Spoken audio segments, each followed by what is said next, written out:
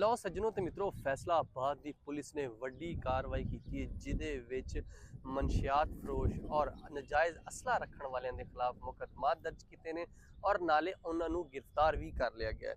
ਜਨਾਬ ਸਭ ਤੋਂ ਪਹਿਲੇ ਗੱਲ ਕੀਤੀ ਜਾਵੇ ਫੈਸਲਾਬਾਦ ਦੇ ਵਿੱਚ ਮਨਸ਼ਿਆਤ ਫਰੋਸ਼ ਬਹੁਤ ਜ਼ਿਆਦਾ ਹੋ ਗਏ ਨੇ। ਹਰ ਗਲੀ ਮੁਹੱਲੇ ਦੇ ਵਿੱਚ ਮਨਸ਼ਿਆਤ ਫਰੋਸ਼ ਤੁਰੇ ਫਿਰਦੇ ਨੇ।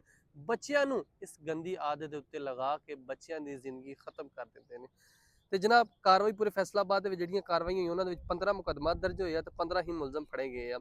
ਮੁਲਜ਼ਮ ਦੇ ਕਬਜ਼ੇ ਦੇ ਵਿੱਚੋਂ ਜਨਾਬ 6 ਕਿਲੋ 525 ਕਿਲੋਗ੍ਰਾਮ ਚਰਸ ਫੜੀ ਗਈ ਆ, 2 ਕਿਲੋ 270 ਗ੍ਰਾਮ ਹੀਰੋਇਨ ਫੜੀ ਗਈ ਆ, 105 ਲੀਟਰ ਸ਼ਰਾਬ ਬਰਾਮਦ ਹੋਈ ਆ। ਤੇ ਨਾਲ ਜਨਾਬ ਅਗਰ ਗੱਲ ਕਰੀਏ ਨਜਾਇਜ਼ ਅਸਲਾ ਰੱਖਣ ਵਾਲਿਆਂ ਦੇ ਖਿਲਾਫ ਵੀ 9 ਮੁਕੱਦਮਾ ਦਰਜ ਹੋਏ ਤੇ 9 ਹੀ ਬੰਦੇ ਫੜੇ ਗਏ। ਇਹਨਾਂ ਦੇ ਕੋਲੋਂ 9 ਅਦਦ ਪਿਸਟਲ 30 ਬੋਰ ਔਰ ਮੁਤਅੱਦਦ ਗੋਲੀਆਂ ਵੀ ਫੜੀਆਂ ਗਈਆਂ ਵਾ।